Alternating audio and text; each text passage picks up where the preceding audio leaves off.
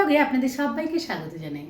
আজকে আমি একটা রেসিপি শেয়ার করছি যেটা রুটি বা ভাত দুটোর সাথেই আপনারা খেতে পারবেন। ঢ্যাঁড়সের একটা রেসিপি। তাহলে চলুন দেখে নিন আমার আজকে রেসিপিটি। আর যদি ভালো লাগে নতুন বন্ধুদের কাছে অনুরোধ রইল চ্যানেলটা সাবস্ক্রাইব করে আমার পাশে থাকবেন।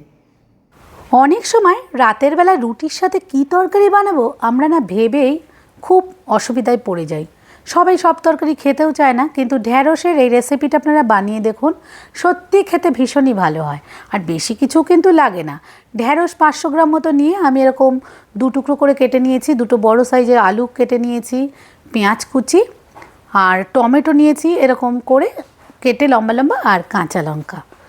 শুরু করছি রান্নাটা। প্রথমেই 2 টেবিল চামচ মতো সর্ষের তেল আমি দিয়ে দিচ্ছি। সর্ষের তেলের বদলে আপনারা রিফাইন তেলেও রান্নাটা করতে পারেন।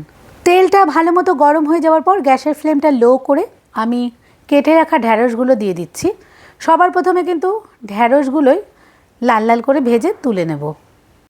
ঢ্যাঁড়সের তরকারিটা একটু লোদ লোদ হয়ে যায় বলে অনেকে কিন্তু খেতে চায় না, কিন্তু এইভাবে ঢ্যাঁড়সটা রান্না করে নিলে কিন্তু একদমই লোদ লোদ হবে না।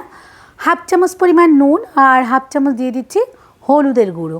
নুন হলুদটা দিয়ে আমি ঢ্যাঁড়সগুলোকে বেশ ভালো করে ভেজে নিচ্ছি। এরকম উল্টে পাল্টে লাল লাল করেই ভেজে নেব, খুব একদম কড়া করে কিন্তু ভাজার দরকার নেই। আমি ঢ্যাঁড়স আর আলু দিয়েছি, এর মধ্যে আপনারা চাইলে একটু বেগুন, পটল এগুলোও দিতে পারেন। দিয়ে দিচ্ছি ঢ্যাঁড়স ভাজার তেলের মধ্যেই 5 ফোড়ন, কালো জিরেও দিতে পারেন, তবে 5 ফোড়ন দিলে কি হয়, এই ঢ্যাঁড়সের তরকারির গন্ধটা কিন্তু খুবই ভালো হয়। দিয়ে দিচ্ছি এবার কেটে রাখা আলুগুলো। আমি এরকম লম্বা লম্বা করে দুটো আলু কেটে নিয়েছি। একটু পাতলা করেই কাটবেন, কারণ ঢ্যাঁড়সের থেকে আলু সেদ্ধ হতে বেশি সময় লাগে, সেই জন্য পাতলা করে কেটে নেওয়াই ভালো। দিয়ে দিচ্ছি একটা বড় সাইজের পেঁয়াজ কুচি কুচি করে কেটে। আলু আর পেঁয়াজটাকে মিনিট 2 মতো ভেজে নিচ্ছি। এবার এর মধ্যে আমি দিয়ে দেব হাফ চামচ নুন আর হাফ চামচ হলুদের গুঁড়ো।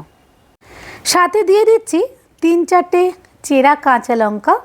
ঝালটা কিন্তু আপনারা আপনাদের স্বাদ মতোই দিয়ে দেবেন। আর একটা টমেটো এরকম সরু সরু লম্বা লম্বা করে কেটে নিয়েছি, সেটাও দিয়ে দিচ্ছি। এবার সব কিছু মিশিয়ে ভেজে নেব।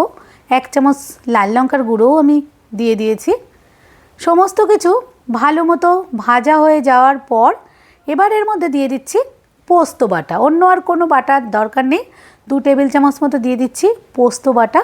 পোস্ত বাটাটা মিনিট 2 মতো কষিয়ে নিয়ে এবার আমি ভেজে রাখা ভেন্ডিগুলো এর মধ্যে দিয়ে দিচ্ছি। আলুর সাথে ভেন্ডিগুলো মশলার সাথে খুব ভালো করে কষিয়ে নেব। গ্যাসের ফ্লেমটা এই সময় মিডিয়ামেই রেখেছি। ঢ্যাঁড়স, আলু, মশলা খুব সুন্দরভাবে একসাথে মিশে ভাজা ভাজা হয়ে এসছে। এবার এর মধ্যে আমি 1 গ্লাস পরিমাণ জল দিচ্ছি। একটু জল বেশিই দিলাম, কারণ রুটির তরকারিটা হালকা ঝোল রাখবো আমি।